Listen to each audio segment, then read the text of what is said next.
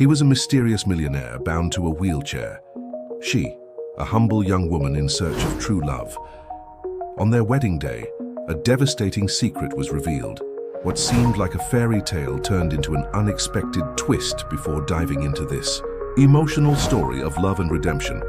Don't forget to follow our inspiring narratives. The sun was setting on the horizon, painting the sky in golden and rosy hues over the small town of Oakville. The streets were beginning to calm down after a busy day, but for Abigail Olson, the night was just beginning. She nervously adjusted. The simple dress she had bought at a department store, feeling out of place among the elegantly dressed people arriving at the banquet hall of the town's most prestigious club.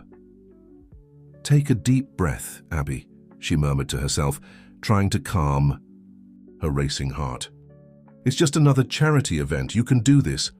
At 25, Abigail was a young public school teacher, passionate about her work but constantly pressured by her family to settle down and find a good match. Her mother, Mrs. Celia, never missed an opportunity to remind her that her biological clock was ticking. "Honey, you need to think about your future," Mrs. Celia would say whenever they had this conversation. "You can't stay single forever. Look at your friends, all married or engaged." But Abigail believed in something different. She dreamed of true love, spontaneous, that would come naturally and not through arrangements or family pressures. That's why she bravely resisted all the meetings her mother tried to set up with the sons of well-off friends or acquaintances. Tonight, however, Abigail wasn't there because of family pressure. She had been invited to represent her school at a charity event organized by an international foundation. The goal was to raise funds for educational projects in underprivileged communities, a cause she fought for daily in her classroom. Taking another deep breath, Abigail entered the hall. The environment was dazzling, with crystal chandeliers, tables adorned with exuberant floral arrangements, and an orchestra playing softly in the background. People in formal attire circulated with champagne flutes, chatting animatedly. Feeling like a fish out of water, Abigail timidly walked to the bar, ordering a sparkling water. As she observed the hall, her eyes fixed on a man sitting in a motorized wheelchair. He appeared to be around 30, wore an impeccably tailored suit, and was conversing with ease with a group of people around him. What caught Abigail's attention most wasn't the wheelchair, but the charisma that emanated from him.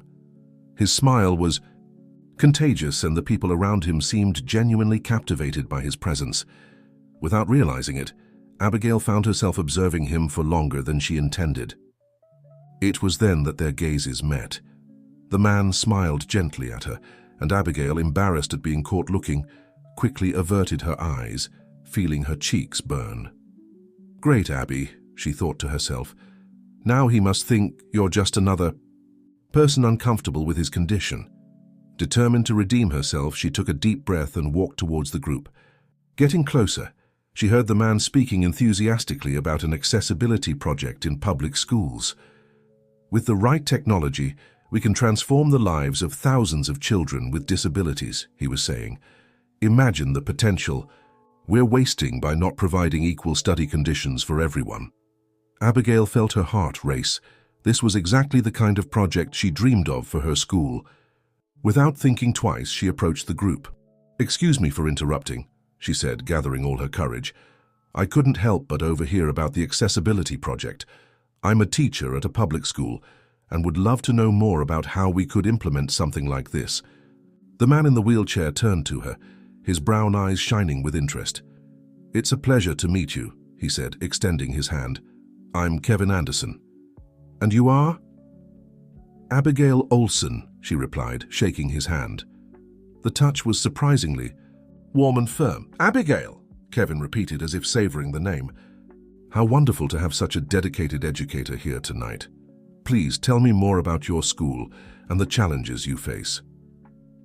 In the minutes that followed, Abigail found herself engaged in a passionate conversation about education, inclusion, and the dreams she had for her students. Kevin listened attentively, asking insightful questions and sharing inspiring ideas. As the conversation flowed, Abigail completely forgot about her initial nervousness. She was surprised by how easily She communicated with Kevin as if she had known him for years. His slightly accented speech and global perspective brought a unique richness to the discussion. "You know, Abigail," Kevin said after a while, "your passion for education is contagious. I believe people like you are the real key to change in our society." Abigail blushed at the compliment, feeling a mixture of pride and humility. "Thank you, Kevin. It's comforting to know that there are people willing to invest in such important projects." At that moment, the orchestra began to play a livelier song, and some couples headed to the dance floor. Kevin looked at Abigail with a playful glint in his eyes. "Well, I'd love to invite you to dance, but as you can see, I'm not exactly the best dance partner," he joked, indicating his wheelchair. Abigail, surprised by his frankness, responded, without thinking, "Who said we need to move to dance? Sometimes the best dance happens in conversations." Kevin laughed, a rich and genuine sound that made Abigail's heart skip a beat. "Touché, Abigail. You are a surprising woman." As the night progressed, Abigail found herself increasingly enchanted by Kevin. It wasn't just his intelligence or his charisma that attracted her, but the way he saw the world, with compassion, optimism, and a genuine desire to make a difference. When the event came to an end, Abigail realized she had spent the entire night talking to Kevin, completely forgetting about time and all the other people in the hall. "It was an immense pleasure to meet you, Abigail," Kevin said, gently holding her hand. "I'd love to continue our conversation. Perhaps we could meet for coffee." Abigail felt butterflies in her stomach, a mixture of excitement and apprehension. She knew something special was happening here, something that went beyond a simple conversation. "At a charity event. I'd love to," she replied, smiling. As they exchanged contacts, Abigail couldn't help but think about how her life had completely changed in a single night. What had started as another tedious social event had turned into the beginning of something she couldn't name, but that made her heart beat faster. As she left the club, walking under the starry sky of Oakville, Abigail knew that something extraordinary had begun. What she didn't know was that that night was just the first chapter of a story that would change her life forever. In the days that followed the charity event, Abigail found herself constantly thinking about Kevin. The memory of his warm smile and captivating conversation accompanied her as she taught classes, prepared lessons, or simply walked the streets of Oakville. It was as if a new world of possibilities had opened up before her. On a sunny Thursday afternoon, while grading tests in the teacher's lounge, her cell phone vibrated with a message. It was Kevin. "Hello, Abigail. I hope I'm not bothering you. I was wondering if you're free for that coffee we mentioned. How about tomorrow afternoon?" Abigail's heart raced. She reread the message several times before responding, trying to contain her excitement. "Hi, Kevin. Of course I'd love to. How about 3 p.m. at Central Cafe?" The response came almost instantly. "Perfect. I can't wait to continue our conversation." The next morning, Abigail woke up with a mixture of anxiety and anticipation. She spent more time than usual choosing her outfit, opting for a simple but elegant floral dress. When she arrived at school, her colleague and friend Megan immediately noticed the change in her behavior. "Wow, Abby, you're radiant today. What happened?" Abigail blushed slightly. "Nothing much, Meg. Just, I have a coffee date scheduled after work." Megan raised an eyebrow, intrigued. "A coffee date? With whom? Don't tell me your mom finally convinced you." "To go out with Mrs. Eunice's son." No, Abigail laughed, shaking her head. "It's someone I met at the charity event last week. A man named Kevin." "Kevin?" Megan repeated, curious. "Tell me more about him." Abigail hesitated for a moment, unsure how to describe Kevin without mentioning his wheelchair. She didn't want that detail to define others' perception of him. "Well, he's amazing," she began, feeling an involuntary smile form on her lips. "Intelligent, charismatic, with a worldview that fascinates me. He works with accessibility projects and inclusive education." Megan observed her friend carefully, noticing the sparkle in her eyes. "Abby, you're in love." "What? No, I mean..." "We met just a week ago," Abigail protested, but felt her cheeks burn. "Love has no deadline, darling. Megan said with a knowing smile. "Just be careful, okay? We don't want another Robert incident, do we?" Abigail shuddered at the memory of her last relationship, which had ended painfully almost 2 years ago. Robert had been her college classmate, and for a time she believed he was the man of her life. However, he turned out to be manipulative and jealous, leaving emotional scars that Abigail still struggled to overcome. "Don't worry. Meg, I'm just getting to know Kevin. I have no expectations beyond good conversation," Abigail assured, more to herself than to her friend. The hours seemed to drag on that afternoon. When the bell finally rang announcing the end of classes, Abigail hurried to gather her things and leave. She arrived at Central Cafe a few minutes before 3 p.m., choosing a table near the window. Punctually at 3, Abigail saw Kevin enter the cafe. Her heart leapt at the sight of him. He was as elegant as he had been on the night of the event, wearing a light blue shirt that enhanced the tan tone of his skin. His eyes scanned the environment until they found hers, and a smile lit up his face.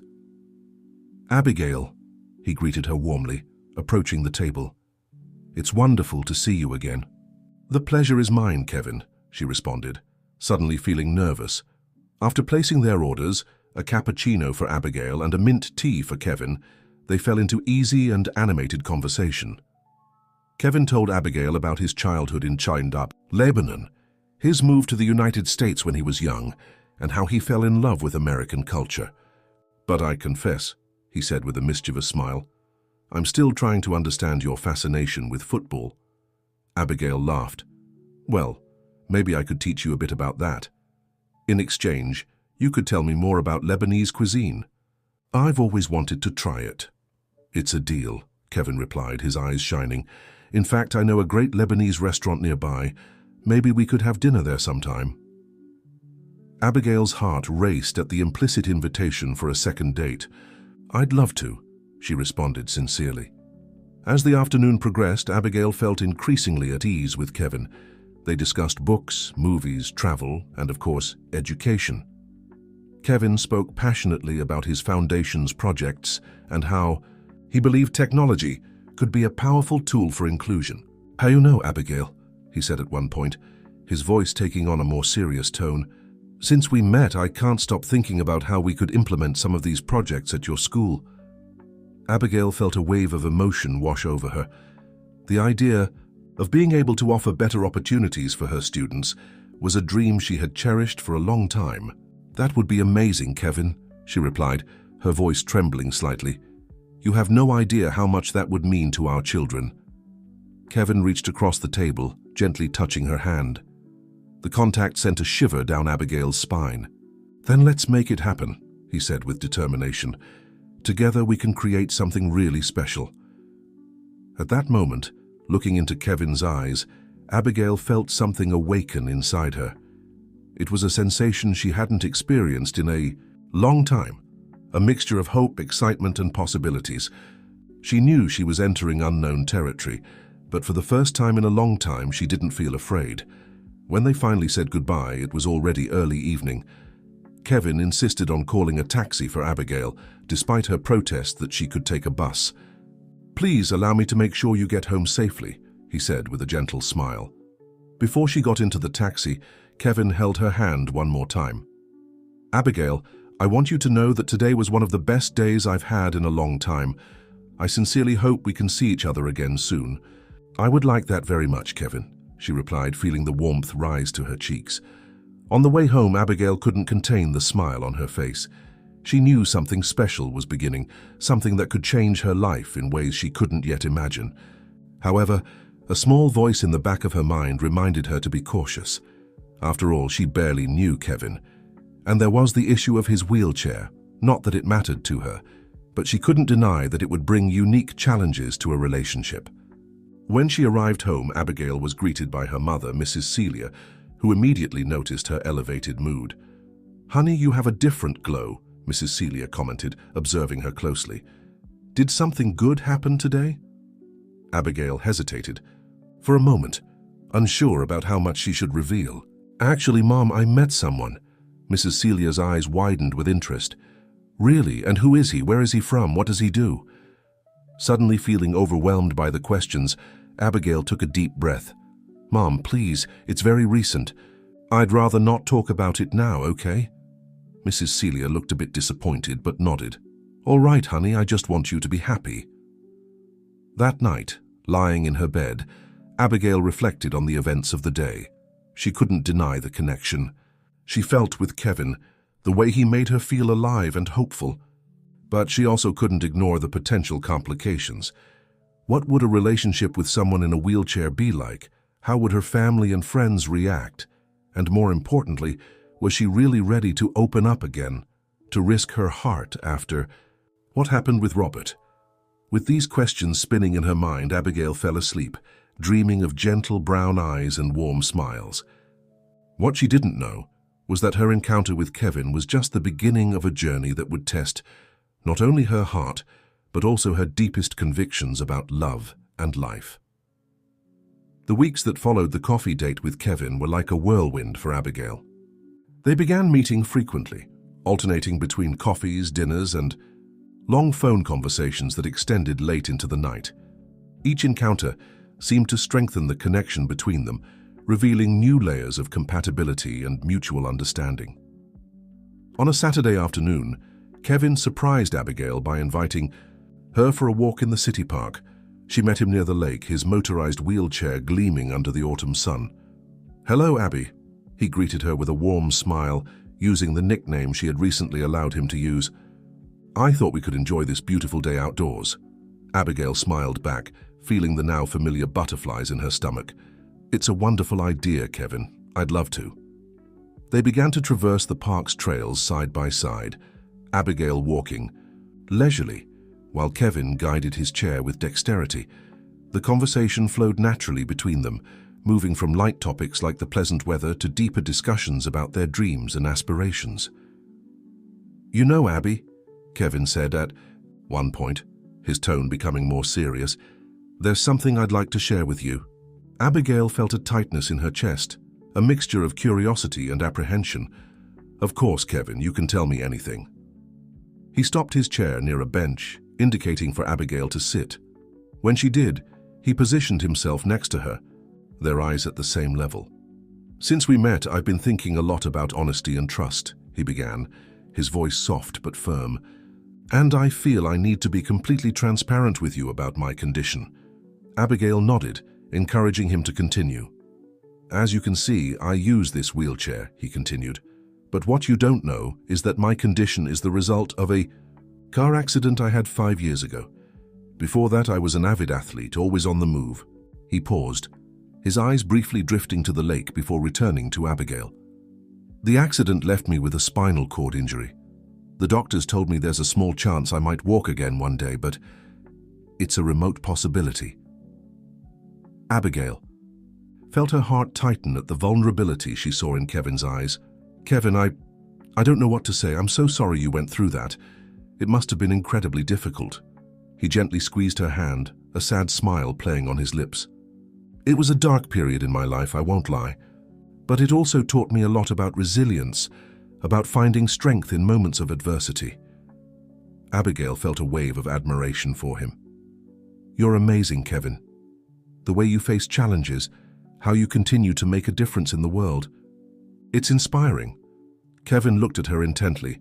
"Abby, I want you to fully understand what you're getting into by being involved with me. My life has unique challenges. There are things I can't do, places I can't easily go. And there will always be people who will look at us differently." Abigail felt a pang of indignation. "The people who judge us don't deserve our attention, Kevin. What matters is how we feel about each other." He smiled, but there was a shadow of concern in his eyes. "I appreciate that, Abby. But I don't want you to enter into this with your eyes closed. A relationship with me won't always be easy." Abigail took a deep breath, organizing her thoughts. "Kevin, no relationship is always easy. We all have our challenges, our baggage. What matters is how we face those challenges together." She paused, gathering courage for what she would say next. "In the past few weeks, I've met an incredible man, Someone kind, intelligent, passionate about making a difference in the world.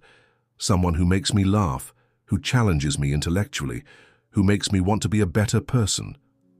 And that man is you, Kevin, not your physical condition, not your wheelchair, you. Kevin's eyes shone with emotion. Abby, I don't know what to say. She smiled, feeling a wave of tenderness for him. You don't need to say anything. I just want you to know that I'm here, that I want to be by your side. If you'll let me, of course. At that moment, something changed between them. It was as if an invisible barrier had been torn down. Kevin leaned forward, his free hand gently touching Abigail's face. She closed her eyes, feeling the warmth of his touch. When their lips met, it was as if the world around them disappeared. The kiss was soft, tender, full of unspoken promises. When they finally parted, both were breathless, their foreheads still touching. Abby, Kevin whispered, you are extraordinary. I promise to do everything in my power to be worthy of the trust you're placing in me. Abigail smiled, her heart overflowing with emotion. We'll do this together, Kevin, one day at a time. They spent the rest of the afternoon in the park, talking, laughing, and occasionally exchanging shy kisses. When the sun began to set, painting the sky in orange hues, Kevin suggested they go to dinner. How about that Lebanese restaurant I mentioned? I think it's time to expand your culinary horizons, he proposed with a mischievous smile. Abigail laughed. Sounds perfect. At the restaurant, Kevin assumed the role of culinary guide, enthusiastically explaining each dish. Abigail delighted in the exotic flavor of the tabbouleh, the creamy texture of the hummus, and the surprising combination of flavors in the raw kibbe. This is amazing, she exclaimed after trying the stuffed grape leaves. How have I never tried this before? Kevin smiled, clearly pleased with her reaction. I'm glad you're enjoying it. Food has always been an important part of my culture. For us, sharing a meal is a way of sharing love. As they savored dessert, a date sweet that melted in the mouth, Abigail noticed some curious glances directed at them. For the first time, she realized how they must look: a young American teacher and a Middle Eastern man in a wheelchair. Kevin, noticing her hesitation, gently touched her hand. Is everything okay? Abigail shook her head, pushing away the intrusive thoughts. Yes, everything's great. Actually, I can't remember the last time I felt so happy. Kevin's smile lit up his entire face. Me too, Abby, me too. At the end of the night, when Kevin dropped her off at home, Abigail felt as if she were floating. She entered her apartment in a state of euphoria, barely noticing her mother's curious look. Honey, is everything all right? Asked Mrs. Celia, observing Abigail's radiant smile. Abigail turned to her mother, knowing she could no longer postpone the conversation. Mom, remember when I said I had met someone? Well, I think it's time to tell you more about him. Mrs. Celia straightened up, her expression a mixture of expectation and concern. I'm listening, dear. Abigail took a deep breath, preparing herself for what would undoubtedly be a long and potentially difficult conversation. But as she sat down to tell her mother about Kevin, about his condition, and about the feelings that were blossoming between them, Abigail knew one thing for certain: whatever the future held, it was worth fighting for. What she didn't know was that the challenges they would face were just beginning, and that her journey with Kevin would test not only their love, but also their strength, their patience, and their faith in each other. Dawn found Abigail still, awake, her thoughts oscillating between the euphoria of her encounter with Kevin and the apprehension about the conversation she had with her mother. Mrs. Celia had reacted with a mixture of surprise and concern upon learning about Kevin, his condition, and the budding relationship between them. Honey, are you sure about this? Mrs. Celia had asked, her voice laden with worry. A relationship like this won't be easy. Are you prepared to deal with all the challenges that will come? Her mother's words echoed in Abigail's mind as she prepared for another day of teaching. She knew Mrs. Celia had the best intentions, but she couldn't help feeling a twinge of frustration. Why couldn't people see Kevin as she saw him? Arriving at school, Abigail was greeted by Megan, who immediately noticed her conflicted state of mind. "Abby, what's wrong? You look troubled," Megan commented, furrowing her brow. Abigail sighed, feeling the weight of the last few days on her shoulders. "Meg, remember Kevin, the man I met at the charity event?" Megan nodded, her eyes lighting up with interest. "Of course. What happened? Did you meet again?" "Yes, actually. We've been meeting quite a lot," Abigail began hesitantly. "And, well, I think we're starting a relationship." Megan's face broke into a wide smile. "Abby, that's wonderful. I'm so happy for you." Abigail felt momentary relief at her friend's positive reaction, but she knew she had to tell the whole truth. "There's one more thing, Meg. Kevin. He uses a wheelchair." Megan's smile faltered for a second, but quickly returned, albeit a bit more subdued. "Oh, I see. And how do you feel about that?" "Honestly, when I'm with Kevin, I hardly notice the chair," Abigail responded, feeling lighter for being able to share her feelings. "He's amazing, Meg. Intelligent, funny, compassionate. The chair is just a part of him. It doesn't define him." Megan gently squeezed Abigail's arm. "If he makes you happy, Abby, that's what matters. But have you thought about the complications this might bring?" Abigail felt a pang of irritation. Why does everyone keep talking about complications? Love is complicated, Meg. Relationships are complicated. The wheelchair is just one more challenge among many that any couple faces. "You're right, I'm sorry," Megan responded, looking genuinely apologetic. "I didn't mean to sound prejudiced. I just worry about you, Abby, after what happened with Robert." "Kevin is not Robert," Abigail interrupted, her voice firm. "He's completely different. He respects me. He values me." Megan nodded, an understanding smile on her face. "Then that's what matters. And when are we going to meet this Prince Charming?" Abigail laughed, feeling some of the tension dissipate. "Soon, I promise. Actually, we were thinking of organizing a dinner with some friends next weekend. Would you like to come?" "I wouldn't miss it for the world," Megan exclaimed, hugging her friend. The rest of the day passed in a blur of classes and administrative tasks. When Abigail finally got home, she was exhausted, but eager to talk to Kevin. They had established the habit of talking every night, either by phone or video call. As if he. Soon as his face appeared on the screen, Abigail felt all the worries of the day dissolve. Kevin's warm smile was like a balm for her restless soul. "Good evening, my desert flower," he greeted her, using the affectionate nickname he had recently given her. "How was your day?" Abigail hesitated for a moment, unsure if she should share her concerns. "It was intense," she finally responded. "I told my mum and Megan about us." Kevin's expression turned serious. "And how did they react?" "My mum is worried," Abigail admitted. "She thinks it will be difficult. And Megan. Well, she was more understanding, but also expressed some concerns." Kevin nodded slowly, his expression a mixture of understanding and resignation. "I understand, Abby. It's natural for them to worry. Actually, I'd be surprised if they didn't." "But it's not fair," Abigail exclaimed, feeling frustration bubble up inside her. "They don't even know you properly. How can they judge?" "They're not judging, my love," Kevin responded softly. "They're just worried about you. And honestly, they're not completely wrong. A relationship with me will bring unique challenges." Abigail felt tears form in her eyes. "Kevin, I don't care about the challenges. I only care about you, about us." Kevin's face softened, his eyes shining with emotion. "I know, Abby. And you don't know how much that means to me. But I also want you to fully understand what you're getting into. There will be difficult moments, times when my condition will affect our lives in ways we may not be able to predict now." He paused, seeming to carefully choose his next words. "Abby, I love you. And that's why I need to make sure you're entering into this with your eyes open." Abigail felt her heart skip a beat at hearing Kevin say he loved her for the first time. "I love you too, Kevin," she responded, her voice choked with emotion.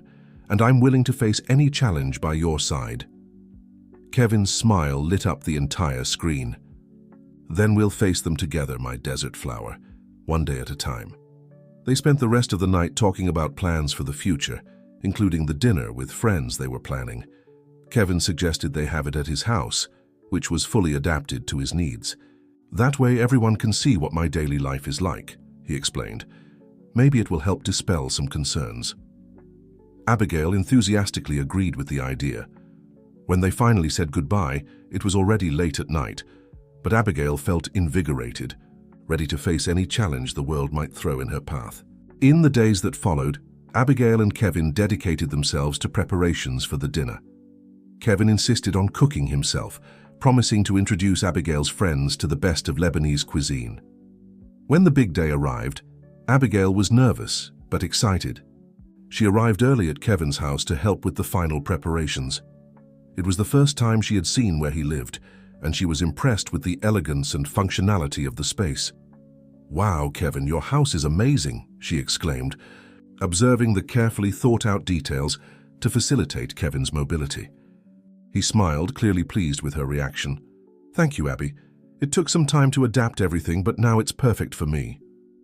As they worked together in the kitchen, Abigail couldn't help but notice the ease with which Kevin moved, reaching for ingredients and utensils with dexterity.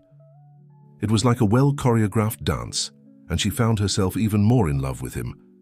As dinner time approached, Abigail's anxiety grew. How would her friends react to Kevin? Would they see in him the wonderful man that she saw? When the doorbell rang announcing the arrival of the first guests, Abigail took a deep breath, exchanging an encouraging look with Kevin. It was time to face another challenge together. What they didn't know was that that night would be just the beginning of a series of events that would test their relationship in ways that neither of them could have predicted.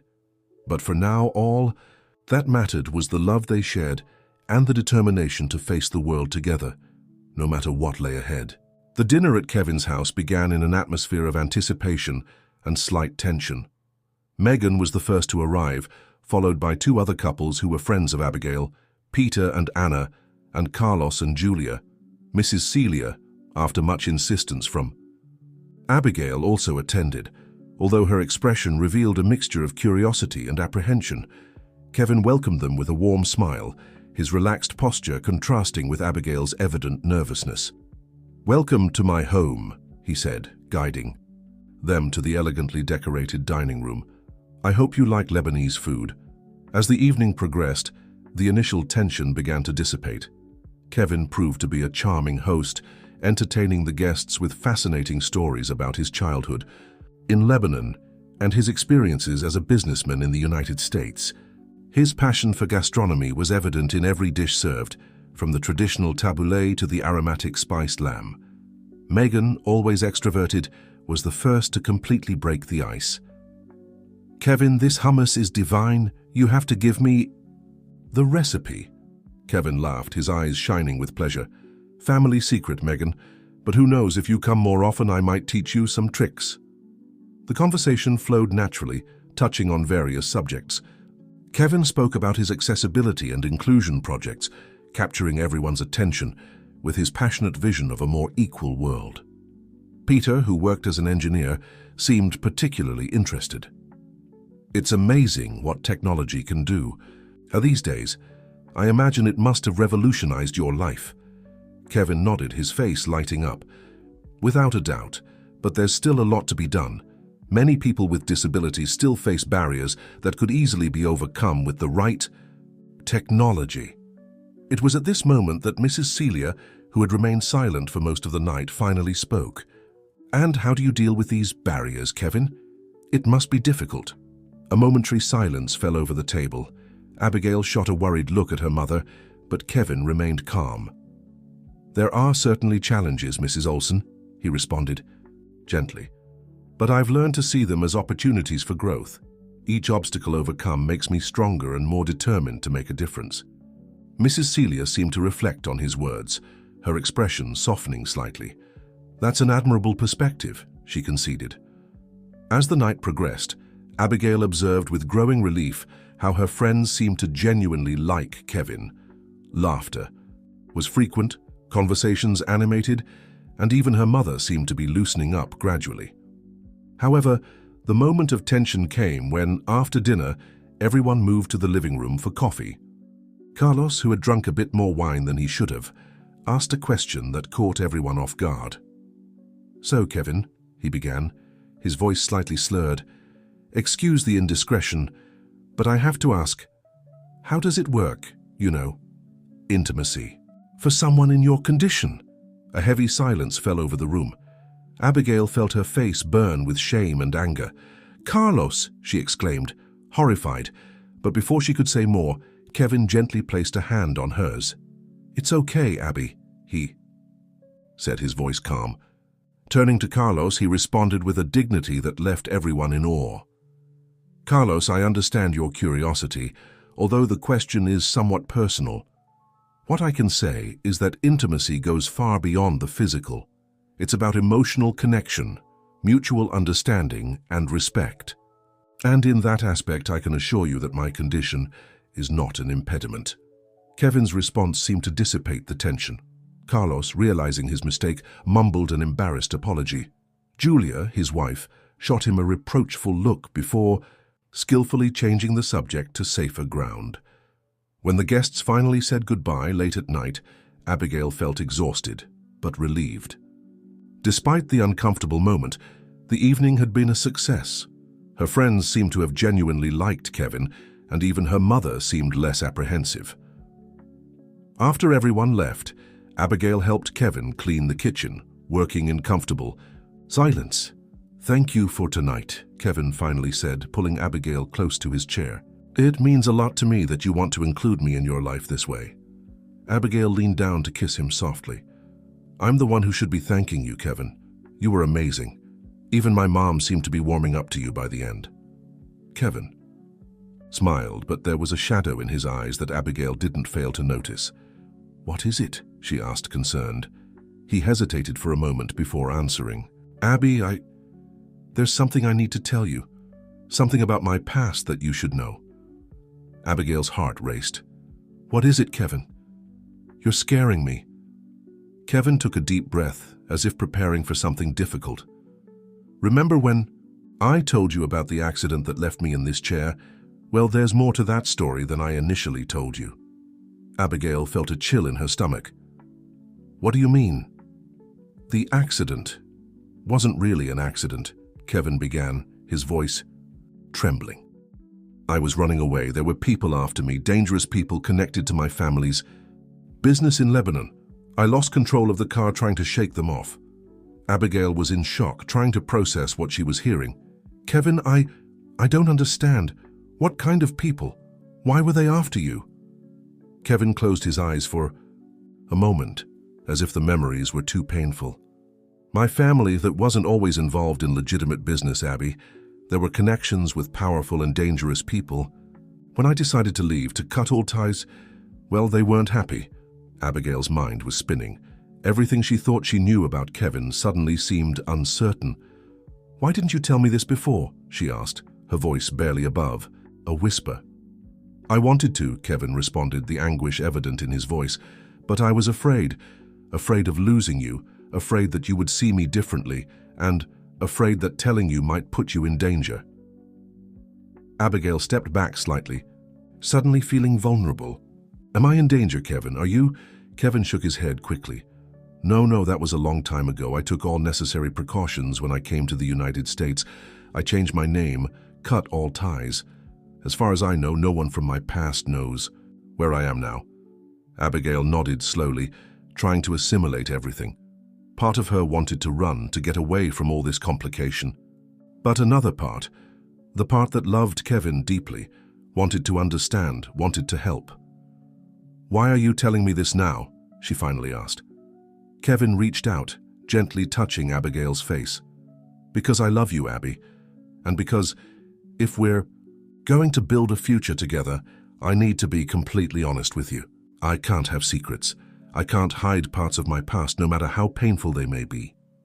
Abigail closed her eyes, feeling Kevin's gentle touch. When she opened them again, she saw in him the man she had fallen in love with. Compassionate, brave, imperfect, but deeply human. "Thank you for trusting me enough to tell me this," she said finally. "I see I need time to process all of this, but I want you to know that I love you, Kevin, and we're in this together, okay?" Kevin nodded, tears shining in his eyes. "Thank you, my desert flower. Your love is more than I deserve." As Abigail drove home that night, her mind was in turmoil. What would this revelation mean for their relationship, for their future? And were there more secrets that Kevin had not yet shared? What she didn't know was that this revelation was just the beginning.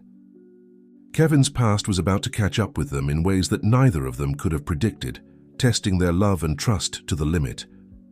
In the weeks that followed Kevin's revelation, Abigail found herself on an emotional roller coaster. On one hand, she was deeply touched by the trust Kevin had placed in her by sharing his turbulent past.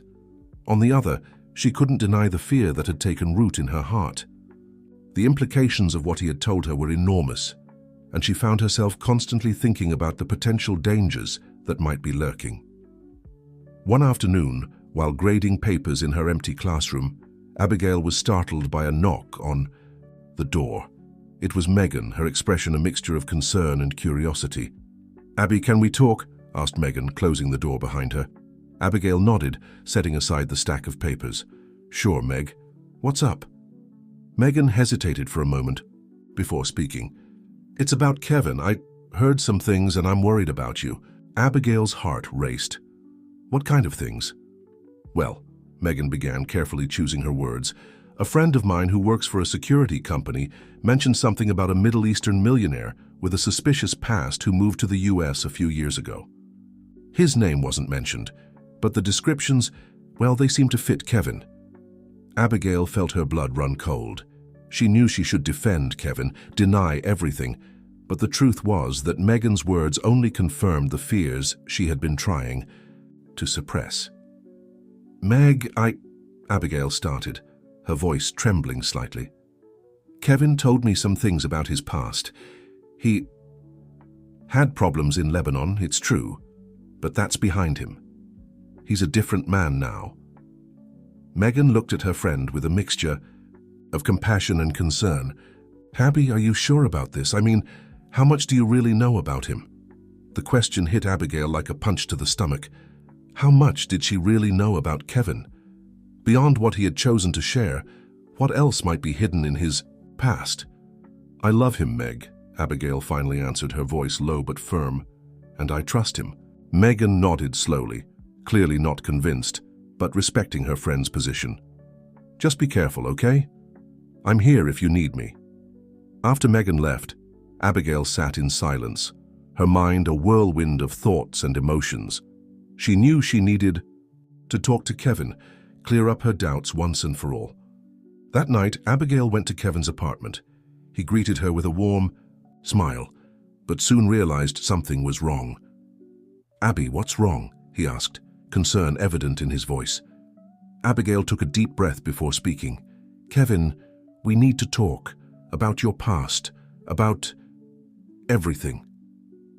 Kevin's expression turned serious.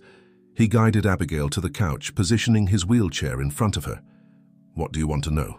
he asked softly. "Everything," Abigail responded. "I want to know exactly what you were running from, who these dangerous people were, what your family did. I need to fully understand what I'm getting myself into." Kevin closed his eyes for a moment, as if gathering courage. When he opened them, again Abigail saw in them a mixture of pain and determination. "My family," he began, "was powerful in Lebanon, not just in legitimate businesses, but also in less respectable activities, influence peddling, money laundering, even connections with extremist groups." Abigail felt her heart tighten, but remained silent, encouraging Kevin to continue. "I grew up in the midst of all this, Abby. For a long time I thought it was normal, but as I got older, I began to see the truth behind our wealth, our power. And I couldn't bear it anymore." Kevin paused, his hands gripping the arms of his wheelchair. "When I decided to leave to cut ties with all of this, my family didn't take it well, especially my uncle, who was the real leader of the business. He threatened to silence me permanently." Abigail felt a shiver run down her spine. "Was it him you were running from when you had the accident?" Kevin nodded. "Yes, I had gathered evidence of my family's illegal activities. I planned to hand it over to the authorities, but they found out. On the night of the accident, I was fleeing from men sent by my uncle. And after? Abigail asked, her voice barely above a whisper. After the accident, while I was in the hospital, a trusted friend delivered the evidence on my behalf. My uncle and several other family members were arrested. I lost the use of my legs, but I gained my freedom.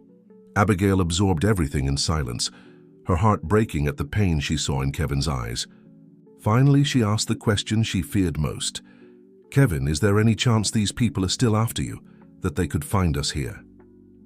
Kevin reached out, gently holding Abigail's hand. I've done everything I could to ensure they won't. I changed my name, cut all ties, used my resources to create a new identity here in the US. As far as I know, to the world I left behind, Kevin Anderson is dead. Abigail nodded slowly, processing everything she had heard. Part of her wanted to run, to get away from all this complication and potential danger.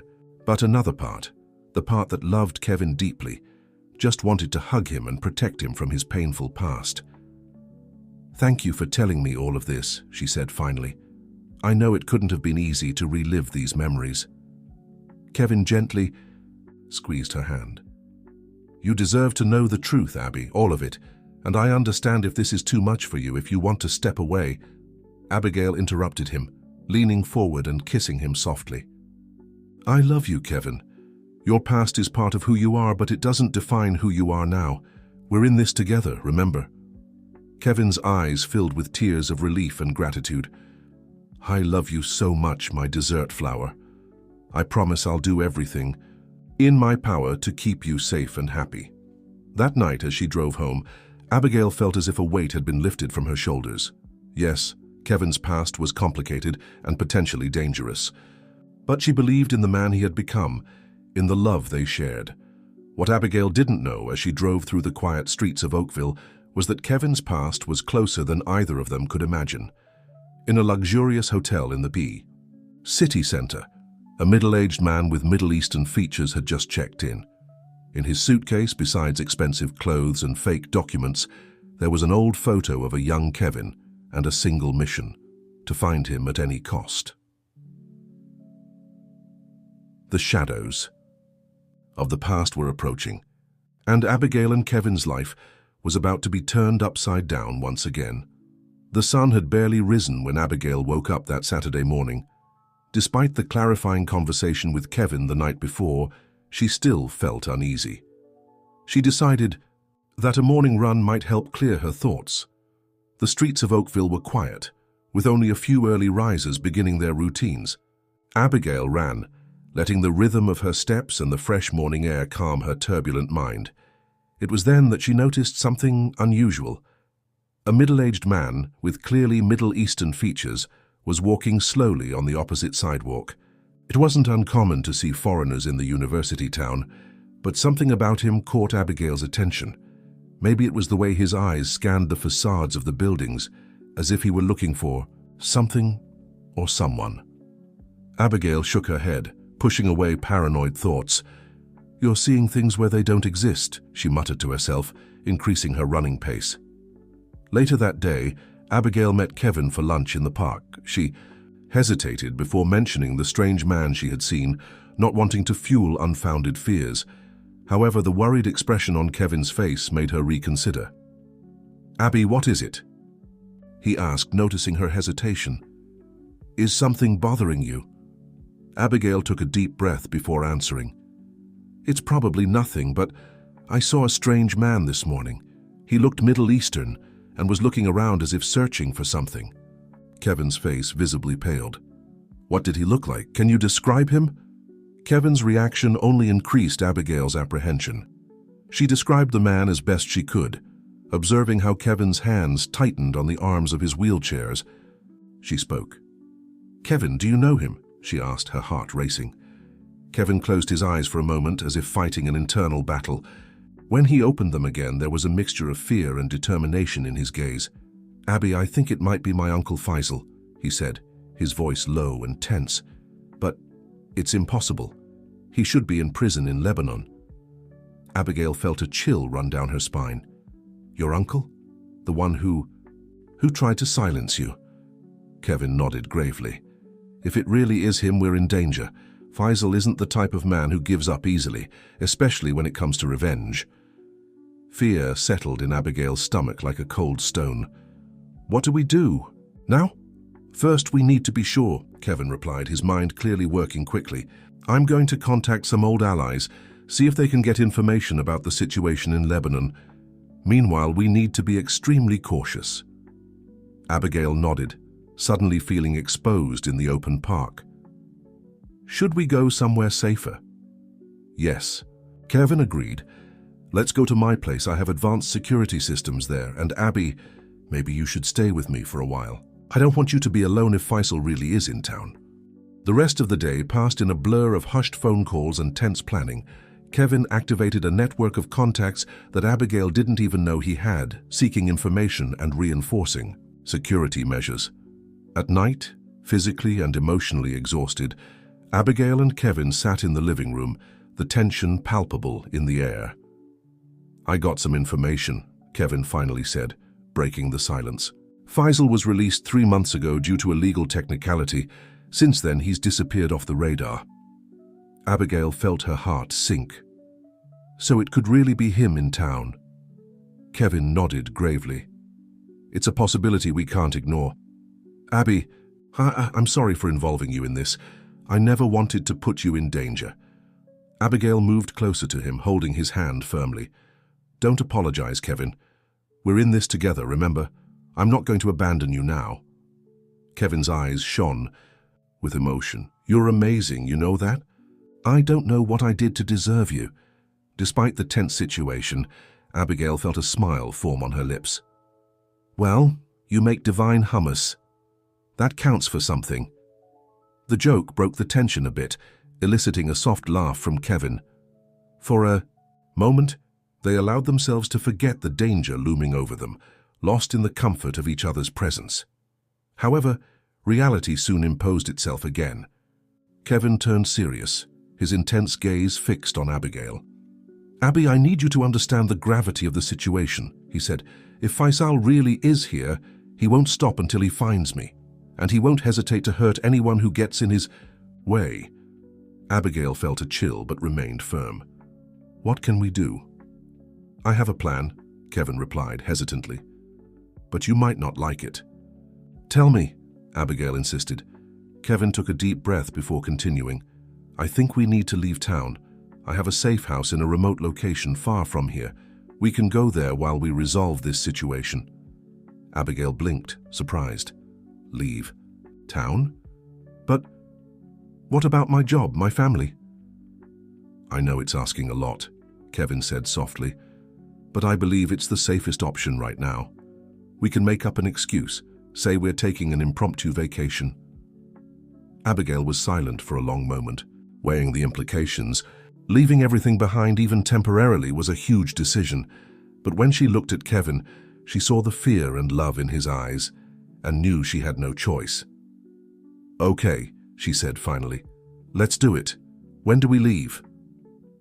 As soon as possible, Kevin replied. Tomorrow morning if we can. As they made hasty plans and packed bags, Abigail couldn't help but wonder what she was getting herself into. She was about to leave her life behind, run away with a man who, she now realized, still had many secrets. What she didn't know was that this escape would be just the beginning of a journey that would test her love, her courage, and her own identity in ways she could never have imagined. The shadows of Kevin's past were closing in on them, and the real test of their relationship was just beginning. The sky was still dark when Abigail and Kevin left his apartment, moving silently through the sleeping town. Kevin's adapted van was parked at the back of the building, away from curious eyes. Abigail helped Kevin settle into the driver's seat while she hurriedly loaded their hastily packed bags. Are you sure you don't want me to drive? Abigail asked, worry evident in her voice. Kevin shook his head, a tense smile on his face. I prefer to be in control, especially now. Besides, only I know the way to the safe house. As the vehicle glided through the empty streets of Oakville, Abigail couldn't help but look back, watching the town she called home disappear into the darkness. A sense of unreality enveloped her. Just a few days ago, her biggest concern was preparing next week's lessons. Now she was fleeing from potential mortal danger with a man whose past was still, in large part, a mystery to her. "Abby," Kevin's voice pulled her from her thoughts. "Are you okay?" She turned to him, noticing the tension in his shoulders and the way his eyes constantly checked the rearview mirrors. "I'm trying to process all of this," she answered honestly. "Kevin, where exactly are we going?" "It's better that you don't know the exact details for now," he replied, his voice soft but firm. "For safety. But I can tell you that we're going to an isolated property in rural Pennsylvania. It's a place I bought years ago precisely for situations like this." Abigail nodded slowly, a new wave of questions arising in her mind. How many other secrets did Kevin still keep? How many other situations like this had he anticipated? The hours passed in tense silence, broken only by brief conversations and occasional stops to stretch their legs and use the restroom. As the sun rose on the horizon, the landscape around them gradually changed, city streets giving way to rural roads and eventually to dirt paths. It was in the middle of the afternoon when Kevin finally slowed down, turning onto an almost invisible road hidden by dense vegetation. After a few more minutes of a bumpy ride, they arrived at a clearing where a modest but well-built house stood. "Welcome to our temporary home," Kevin said, a touch of relief in his voice. Abigail looked around, impressed with the natural beauty of the location. The house was situated on a small elevation, offering a panoramic view of the valley below. A waterfall could be heard in the distance. "It's beautiful," she murmured, helping Kevin out of the vehicle. "And safe," he added, maneuvering his chair towards the house. "There are state-of-the-art security systems installed, and no one besides me knows about this place." As they explored the house, which Abigail noticed was completely adapted to Kevin's needs, the reality of their situation began to sink in. They were really in hiding, fleeing from a danger that still seemed surreal to her. In the evening, sitting on the porch with steaming cups of tea, Abigail finally gathered the courage to ask the questions that had been accumulating in her mind. "Kevin," she began, her voice soft but determined, "I need to know more. About your past, about your family, about everything. If we're going to face this together, I need to fully understand what we're up against." Kevin was silent for a long moment, his eyes fixed on the distant horizon. When he finally spoke, his voice was laden with emotion. "You're right, Abby, you deserve to know everything." He turned to face her, his eyes shining with a mixture of fear and determination. "But I warn you, it's not a pretty story." Abigail reached out, holding his hand firmly. "I'm ready to listen." And so, under the starry sky of rural Pennsylvania, Kevin began to unravel the complex web of his past. He spoke about his privileged childhood in Lebanon, growing up in a powerful and feared family. He told about how, little by little, he began to realize the true nature of the family business: arms trafficking, connections with extremist groups, corruption that extended to the highest levels of government. Kevin continued his story, his voice trembling slightly as he delved deeper into his past. "My uncle Faisal," Kevin said, "was the mastermind behind everything. He transformed the family's legitimate businesses into a front for criminal activities, and I was expected to follow in his footsteps." Abigail listened in horrified silence as Kevin described his gradual awakening, his growing discomfort with the family's activities, and finally, his decision to expose everything. "I knew I was risking my life," he continued, "but I couldn't live with it anymore. I spent months collecting evidence, planning my escape. But Faisal, he was always one step ahead." Kevin's voice faltered when he reached the night of the accident. Abigail squeezed his hand, silently encouraging him to continue. "They cornered me on the road. I lost control of the car trying to escape. When I woke up in the hospital, I couldn't feel my legs anymore. But I was alive, and the evidence I had gathered was delivered to the authorities." Abigail felt tears running down her face as she absorbed the magnitude of what Kevin had faced. "You're so brave," she whispered.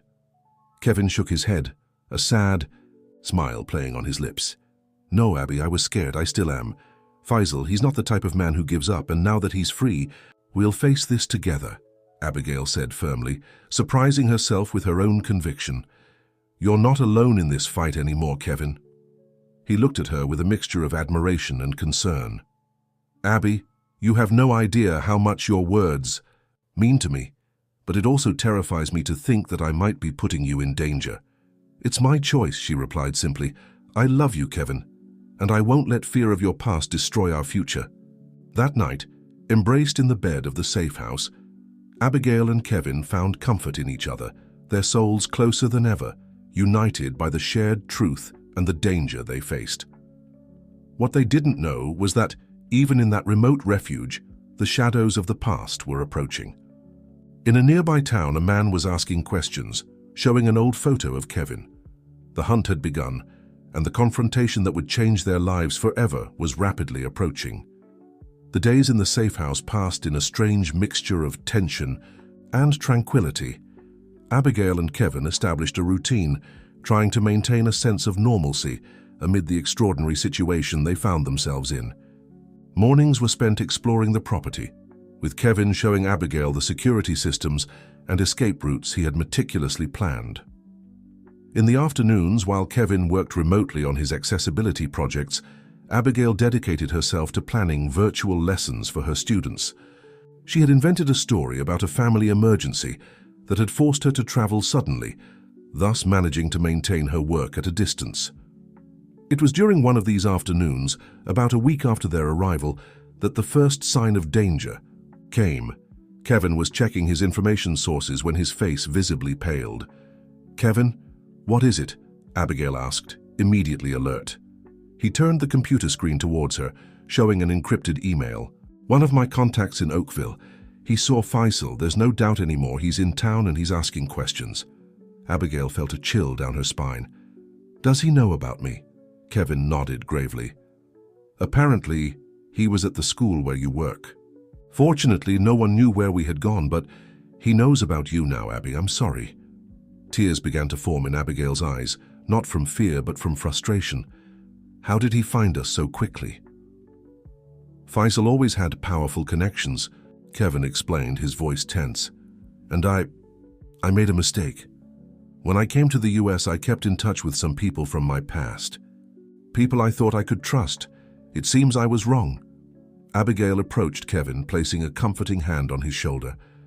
"Don't blame yourself. You couldn't have predicted this." Kevin covered her hand with his eyes full of a mixture of gratitude and concern. "Abby, maybe it's better for you to go back. I can arrange safe escort for you. It's not fair for you to be stuck in this situation because of me." Abigail felt a wave of indignation rise in her chest. "Don't even think about it, Kevin.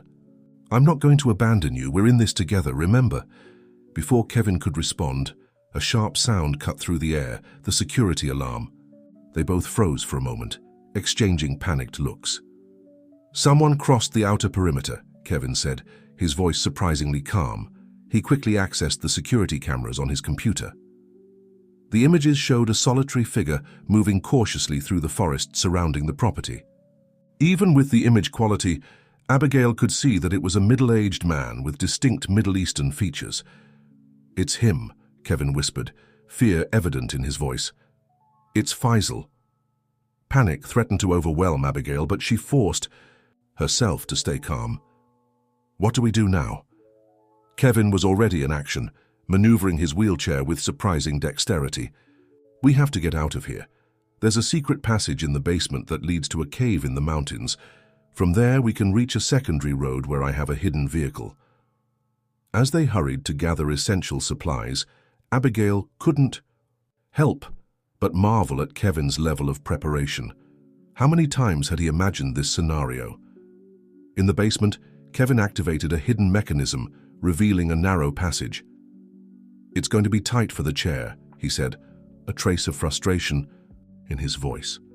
"Abby, you're going to have to help me." With difficulty, they managed to transfer Kevin to a narrower manual wheelchair that was stored there. Abigail began pushing Kevin through the tunnel, the sound of their steps echoing threateningly. They had covered about half the distance when they heard a distant boom, the sound of a door being broken down. "He's entered the house," Kevin said, his voice barely above a whisper. "We have to hurry." Abigail increased the pace, her heart beating so hard she feared the sound might echo off the tunnel walls. After what seemed like an eternity, they finally emerged into a natural cave, dimly lit by some emergency lamps. "There," Kevin pointed to an opening in the cave wall. "That passage leads to the road." They had barely begun to move towards the exit when a voice made them freeze. "Kevin, my nephew, I've finally found you." Abigail turned slowly, her body instinctively placing itself in front of Kevin. At the entrance of the tunnel stood Faisal, an imposing figure even in the dim light of the cave. In his hand, a revolver gleamed menacingly. "Uncle Faisal," Kevin responded, his voice surprisingly steady. "I must say I'm surprised you found me so quickly." Faisal took a step forward, his eyes narrowing as he saw Abigail. "Ah, and this must be the teacher. How touching, Kevin, finding love in your self-imposed exile." "Let her go, Uncle," Kevin pleaded. "She has nothing to do with this." Faisal laughed, a cold sound that echoed through the cave. "On the contrary, my dear nephew, she has everything to do with this now. After all, she is your weakness, isn't she?" Abigail felt fear transform into a fierce anger. "You're mistaken," she said, her voice surprisingly firm. "I am his strength." Faisal's expression wavered for a moment, as if he were reassessing the situation. "Interesting. You chose well, Kevin. She has spirit. It's a pity that you both have to pay for your act of betrayal." "It wasn't betrayal," Kevin responded, his voice laden with emotion. "It was justice. What our family was doing was wrong, Uncle, you know that."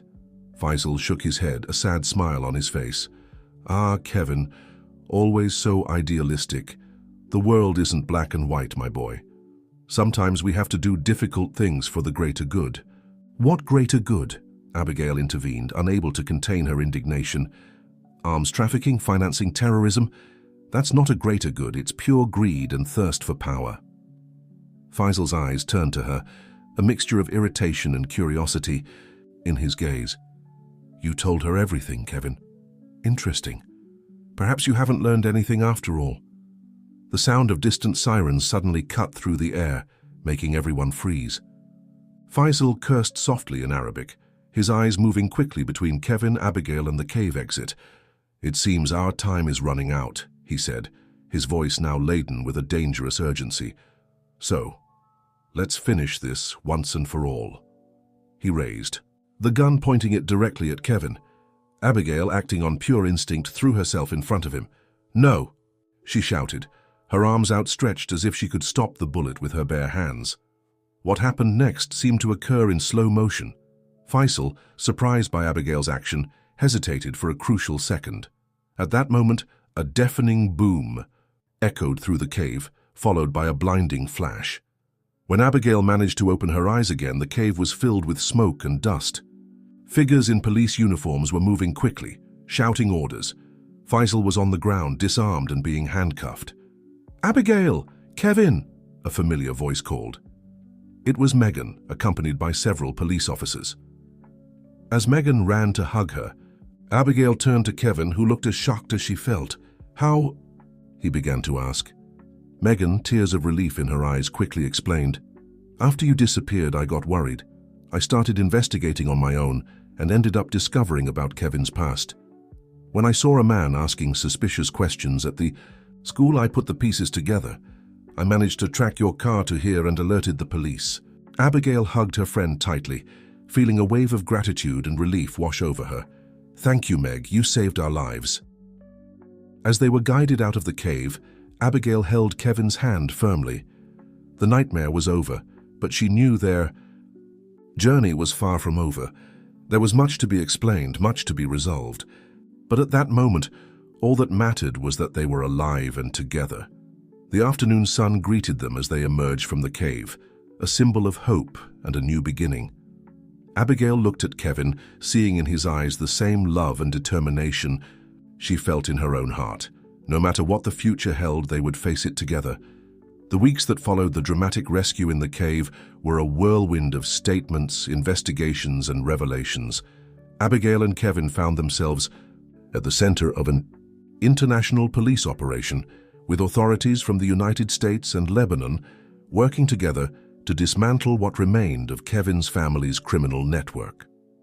The apartment Abigail shared with Kevin in Oakville became a temporary refuge, constantly watched by undercover police officers. The routine they had built together seemed like a distant dream now, replaced by an endless series of interviews with investigators and meetings with lawyers. One afternoon, after another exhausting deposition session, Abigail found Kevin on the apartment balcony, his gaze lost on the town's horizon. She approached silently, placing a gentle hand on his shoulder. "How are you?" she asked softly. Kevin covered her hand with his, a deep sigh escaping his lips. "Honestly? I don't know, Abby. Part of me is relieved that it's all over, that Faisal is in custody. But another part feels guilty," Abigail completed, all too familiar with Kevin's internal conflicts. He nodded slowly. "He's still my family, you know, despite everything he did. And now, because of me, he'll probably spend the rest of his life in prison." Abigail knelt beside Kevin's chair, forcing him to look into her eyes. "Kevin, you did the right thing. What your family was doing was wrong, and you had the courage to stand up against it. That's not guilt, it's integrity." A small smile formed on Kevin's lips. "What would I do without you, my desert flower?" Before Abigail could respond, Kevin's phone rang. It was his lawyer with news about the case. After a brief conversation, Kevin hung up, his face a mixture of emotions. "Faisal's trial has been set for next month," he informed, "and they want me to testify." Abigail felt her heart tighten. She knew how difficult this would be for Kevin, facing his uncle in court, reliving all the trauma of his past. "You don't have to do it if you don't want to," she said softly. Kevin shook his head, a renewed determination in his eyes. "No, I need to. It's time to close this chapter once and for all. Only then can we move forward." In the weeks leading up to the trial, Abigail watched Kevin struggle with his inner demons. There were nights when she found him awake, poring over old family photographs, his eyes full of a mixture of nostalgia and regret. At other times, he feverishly dedicated himself to work, as if trying to compensate for his family's wrongs through his accessibility projects. Finally, the day of the trial arrived. The courthouse was packed, a mix of journalists, authorities, and curious onlookers. Abigail held Kevin's hand firmly as they entered, feeling the tension in his body. When Faisal was brought into the courtroom, Abigail felt Kevin stiffen beside her. Uncle and nephew's eyes met briefly, decades of complex family history passing silently between them. The trial unfolded over several days, with witnesses being called and evidence presented. When it came time for Kevin to testify, Abigail felt her heart race with apprehension. Kevin maneuvered his wheelchair to the witness stand, his posture erect and determined. With a clear and firm voice, he began to tell his story. He spoke about his privileged childhood, about how he gradually realized the true nature of the family business, about his decision to expose everything. "It wasn't an easy decision," Kevin said, his voice laden with emotion. "I loved my family, I still do, but I couldn't stand by while they caused so much harm to the world." When Faisal's lawyer began the cross-examination, trying to paint Kevin as a family traitor, Abigail felt a wave of pride seeing how Kevin stood firm, answering each question with honesty and dignity. The most tense moment came when Faisal was called to testify. He looked directly at Kevin, his eyes a mixture of anger and something that seemed almost regret. "Kevin," Faisal said, his voice surprisingly soft, "you were the future of our family. Everything we did thinking of building a legacy for you." Kevin slowly shook his head. "A legacy built on suffering and crime is not a legacy, Uncle. It's a curse." Kevin's words seemed to hit Faisal deeply. For a brief moment, Abigail saw the facade of the dangerous man fall away, revealing only an old and tired man. After days of deliberation, the verdict was finally announced. Faisal was found guilty on all charges, sentenced to a long prison term. When the sentence was read, Abigail saw a single tear roll down Kevin's face. Leaving the courthouse, surrounded by a crowd of reporters, Abigail and Kevin remained united, their hands intertwined as a silent symbol of their joint strength. That night, back in the apartment, Kevin finally broke down, letting out all the pent-up emotion of the past few days. Abigail held him, letting him cry on her shoulder. "It's over," she whispered, gently stroking his hair. "It's over, my love." Kevin raised his face, his eyes red but with a glimmer of hope. "No, Abby, it's not over. It's a new beginning. For both of us." Abigail smiled, feeling her heart fill with love and possibilities. "A new beginning," she repeated. "I like that." As they watched the sun set through the apartment window, Abigail and Kevin knew that the path ahead would still be full of challenges. There was much to be rebuilt, both in their personal and professional lives, but together they felt ready to face any obstacle. Kevin's past would always be a part of him, but no longer as a threatening shadow. Now it was a reminder of how much he had overcome, of how strong he was, and with Abigail by his side, he knew he could face anything the future might bring. As night fell over Oakville, Abigail and Kevin remained embraced, their hearts beating in unison, ready to write the next chapter of their story together. The months that followed the trial were an emotional roller coaster for Abigail and Kevin. With the end of the legal nightmare, they finally had the chance to breathe and start rebuilding their lives. Abigail returned to her work at the school, facing curious looks and barely disguised questions from colleagues and students. She opted to be honest, within the limits of what she could share, explaining that she had gone through a difficult situation, but that now everything was fine.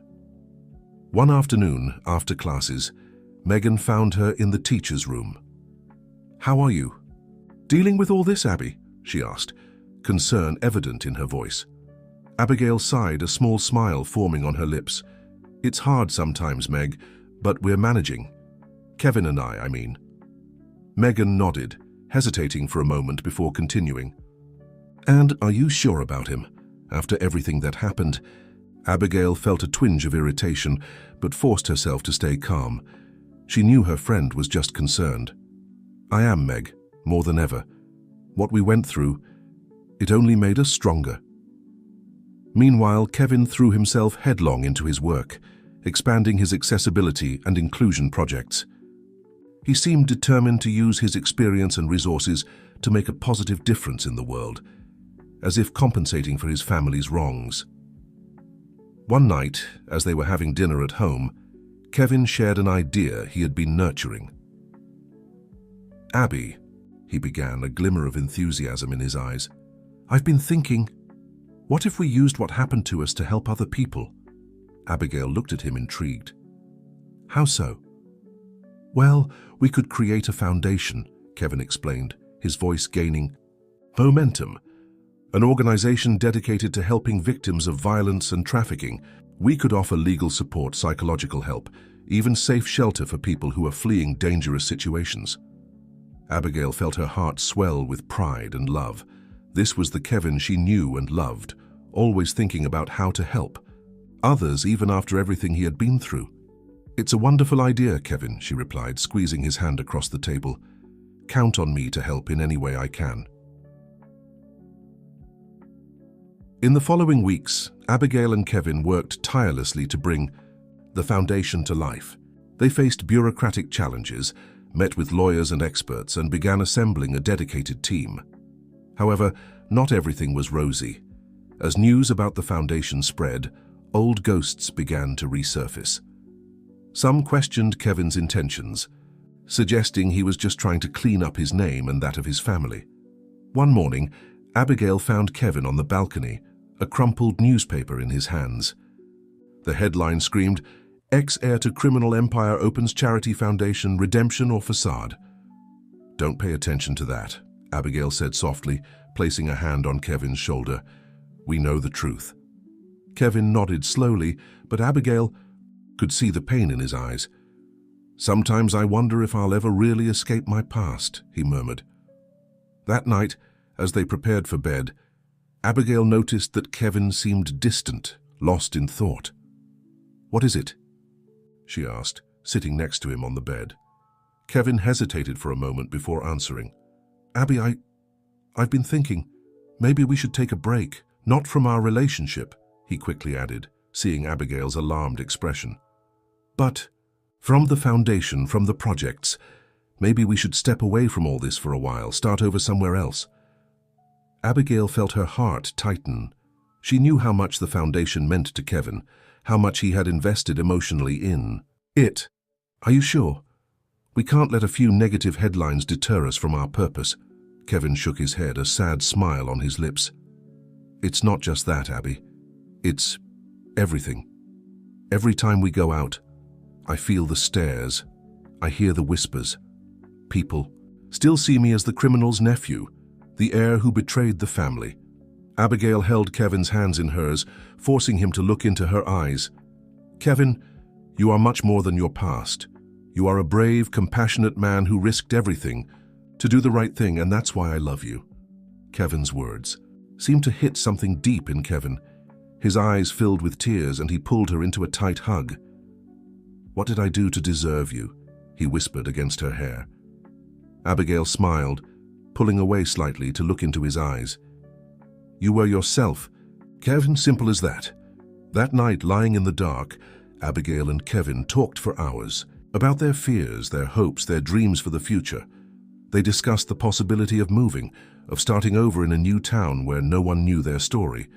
But they also talked about the importance of the work they were doing, about the lives they could change through the foundation. When the sun began to rise, tinting the sky in pink hues, they had reached a decision.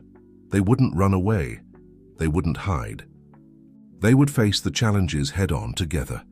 Let's show the world who you really are, Abigail said, her voice full of determination. Not through words, but through actions. Let's make this foundation such a huge success that no one will be able to question your intentions. Kevin nodded, a new glimmer of determination in his eyes. You're right, as always, my desert flower. We can't change the past, but we can shape the future. In the days that followed, Abigail and Kevin redoubled their efforts in the foundation. They organized awareness events, partnerships with other organizations, and even a series of lectures where Kevin shared his story, not as a confession, but as a testimony of transformation and hope. Slowly, public perception began to change. Negative headlines were replaced by stories of people who had been helped by the foundation. Kevin, once viewed with suspicion, began to be recognized as an example of redemption and community service. One afternoon, as Abigail and Kevin were leaving a foundation event, they were approached by a young woman with tears in her eyes. Mr. Kevin, Mrs. Abigail, she began, her voice trembling with emotion. I just wanted to thank you. The foundation's shelter, it saved my life. It gave me a second chance. As Abigail hugged the young woman, feeling Kevin's hand on her shoulder, she knew they had made the right decision. Their past had been full of challenges and dangers, but their future was bright with the promise of lives changed and hope restored. That night, as they lay in bed, Abigail turned to Kevin, her heart full of love and gratitude. You know, she said softly, when I first met you at that charity event, I never imagined we'd end up here. Kevin smiled, pulling her closer. Life has a way of surprising us, doesn't it? But I wouldn't change a thing. Every challenge, every obstacle, it all led us here to this moment. Abigail nodded, snuggling into his embrace. And where do we go from here? Forward, Kevin replied, his voice full of conviction. Always forward, together. As they drifted off to sleep, Abigail and Kevin knew that their journey was far from over. There would be more challenges, more obstacles to overcome, but they also knew that together they could face anything. Their love, tested by fire and strengthened by adversity, was a beacon of hope not just for them, but for all those whose lives they touched through their work. In the quiet of the night, as the town of Oakville slept around them, Abigail and Kevin dreamed of the future they would build together, a future filled with love, purpose, and the unwavering determination to make the world a better place, one life at a time.